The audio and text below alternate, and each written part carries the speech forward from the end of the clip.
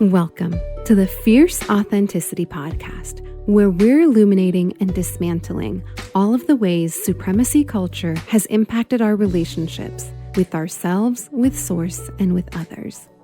Not just the overt ways, like racism, sexism, ageism, alcoholism, and all the other isms, but also the sneaky, cunning ways you wouldn't have thought of, like perfectionism, imposter syndrome, judgment, burnout, the not enoughs, and the hustle to achieve. I'm your hostess, Sharani M. Batak, and I'm a relationship therapist, leadership development consultant, and author of the book series, Fierce Authenticity. Whether you're a returning listener or you're new here, I want to extend a very warm welcome to you and invite you to connect with me through the Fierce Authenticity newsletter community.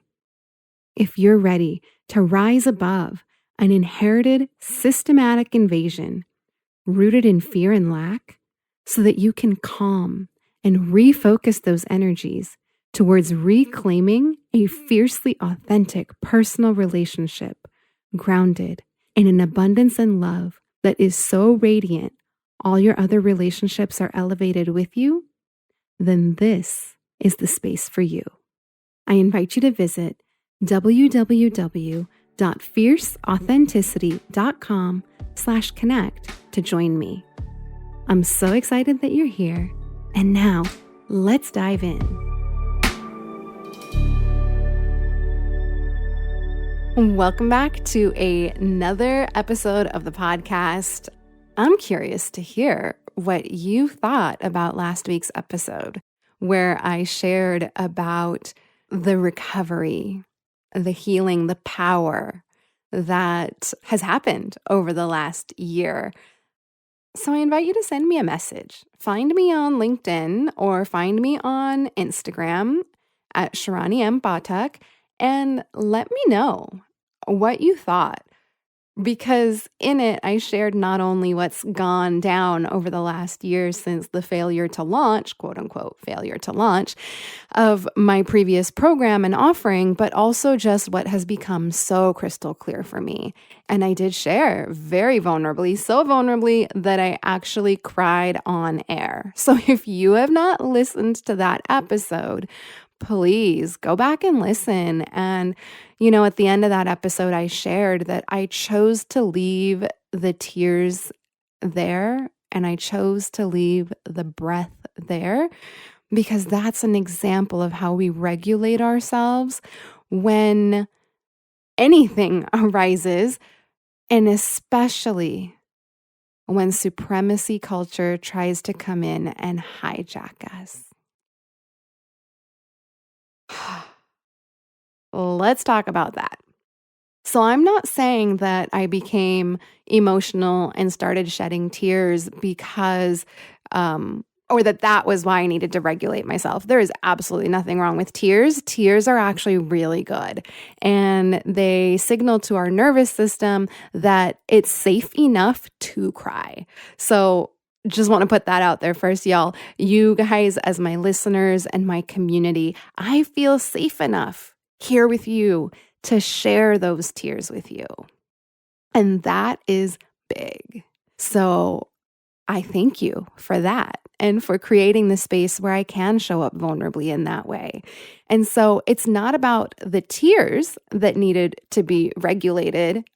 Those still fell, even as I continued the podcast and speaking into it. But what it's about is I was sharing a deeply vulnerable moment in my story and my family's story that I have never publicly shared, you guys, ever. And as I was sharing that, because supremacy culture doesn't do vulnerability, and supremacy culture sure as heck does not want you to speak up and speak out about the fucked up shit that it does. So the reason I needed to regulate and take those deep breaths and engage in the practices of connecting with my breath and my body and allowing the tears to fall and just to breathe and know that I am safe right here, right now, today. Because had I let myself fall apart, quote unquote, then supremacy culture would have won. Because I wouldn't have been honest, open, and vulnerable with you. I wouldn't have been able to continue the recording to share with you the message that needed to come through for that episode. And so that's why I let myself on air feel the feelings, let the tears fall. I think I have an episode called Let the Tears Fall. It's either a love note or an all-out episode, but that's why I let the tears fall. And that's why I breathed and regulated so that I could do what I'm here to do. And that is to illuminate and speak up against all these ways that for more than 5,000 years, supremacy culture has traumatized us, conditioned us, programmed us, and quite frankly, has created the world that we see today, a world where hate is spread like wildfire. It's funny I should say that considering I live in California, where wildfire season is earlier and earlier and longer because of the ways that we've even enacted violence towards our land and the original stewards of the land. That's why it's important that I regulated myself so that I could continue to share that message. And I allowed myself to do the regulating on air so that you could experience in real time what it looks like, what it feels like to engage in that practice of pausing, of breathing, of noticing, of regulating. As I said last episode, that is the practice, you guys. That is the basic foundation of the practice. Because in that moment of pause, in that moment of breath, we disengage or disarm the system that wants to react. And we can see what's actually happening here. And what was happening is I was being vulnerable and I was sharing. It's just one of the small ways that supremacy culture's trauma is in my family's blood, our bodies, and our DNA. And I also mentioned last week, and have been mentioning over and over again, that this is actually 5,000 plus years of trauma that we're dealing with. I believe I had shared it in the episode about the behind the scenes of writing the book. And if I didn't, I'll share it. And if I did, I'll share it again. But there's a whole chapter dedicated to looking at the history of where did this originally come from? Where did that original relational rupture come from? The original trauma that we experienced in the experience of humanity, because everything in me knew that the Middle Ages with Euro-colonization was not when supremacy culture began. That's when white body supremacy culture began. But the pattern of supremacy culture has been with us since the first known recorded civilization, the ancient Sumerian civilization. And in the book, I share the history of that. So basically, whenever I thought about supremacy's conditioning and supremacy culture, even though everyone looks at it from the window of time from the Middle Ages with Euro colonization and how white-bodied ones went around the world and killed people and converted them and dehumanized them and all that other good stuff. But everything in me knew that this was so much bigger than that and so much older than that. And the reason I'm saying that, so one of my superpowers is to be able to look at all the pieces of information and then to zoom out and look at the bigger picture that it forms, especially when it comes to these patterns of pain and trauma in our relationships. And so everything in me knew that if I were to zoom out, supremacy culture did not begin with Euro colonization. And everything in me told me supremacy culture, the original relational rupture, began way back in ancient Sumer. And you guys, if you don't know about the ancient Sumerian civilization, that civilization began somewhere between 6,000 and 8,000 years ago.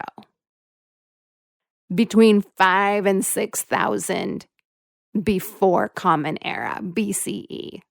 That is when everything in my brain and body was telling me that this began. And not necessarily that it began there, but there was something telling me, like, that's where to look if you want to know where the original rupture occurred in our relationships. And so sure enough, I did the research, and first known recorded war was in, I'm going to butcher it right now. I'm totally going to botch it, but it was about 2700 BCE. You guys, we're just in 2021 right now. That's the first known recorded war in history. So supremacy culture did not begin in the Middle Ages with Euro colonization. It started more than 5,000 years ago, when the first peoples decided to conquer another people's, usurp their power, dominate them, and keep them oppressed. That's when this started.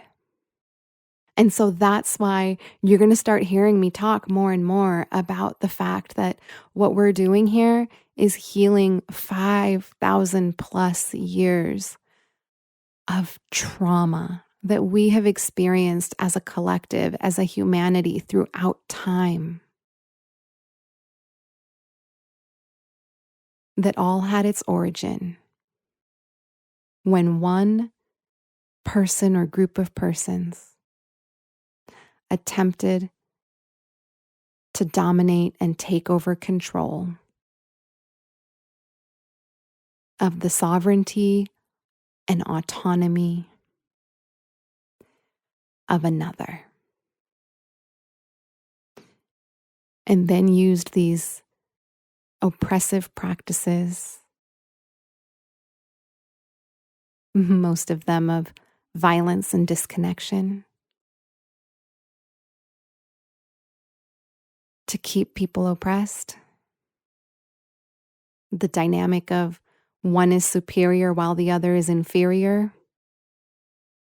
But really, that person who believes themselves to be superior, or that group that believes themselves to be superior, what they're operating from is an intense amount of fear.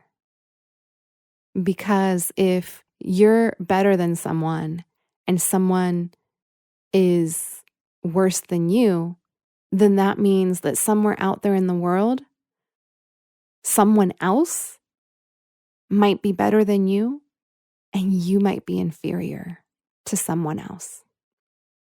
And so you do whatever it takes to ensure that nobody else ever is powerful enough, quote unquote, powerful enough, to conquer you and be superior to you.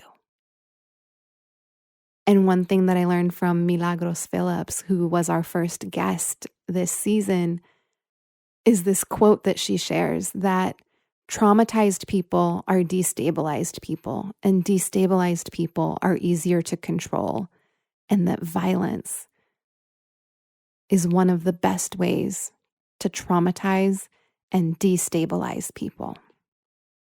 And the thing is, that pain, that trauma, that suffering, it never got healed, you guys. That's why I shared the episodes in the preseason review of intergenerational trauma and your nervous system and collective trauma, because I need you to know how this all works and plays together, the impact that it has made on the ways that our brains and our bodies function. Granted, some of it is evolutionary. We came with it with our reptilian brain, or whatever that limbic brain is called. I'm not recalling it right now, but that fight flight brain. Yes, some of this has been with us since then. And supremacy culture really took that and used it to its advantage. Used it to its advantage in the way that it played, unknowingly, of course, but it played on the way our brain and body is already structured to react or respond to threat and danger. And by playing upon that with the violence to destabilize or to traumatize and destabilize, that's affected how our DNA is encoded, how it's expressed, what we respond to, what we're overly sensitive to as a dangerous or threatening condition or person in our environment. That's what epigenetics teaches us. And so that's why you're going to start hearing me talk more and more about this as healing 5,000 plus years of humanity's trauma, the trauma that we have endured as an entire collective humanity at the hands of supremacies, violence, and oppression, because that's what we're carrying around. That's why we get highly reactive. That's why we get into these better than, less than patterns.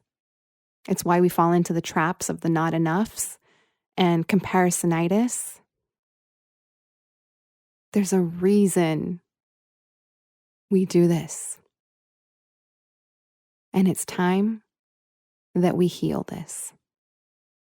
So we've got 5,000 plus years of trauma to heal. And it may seem really big and it may seem really overwhelming, but it's really simple, you guys.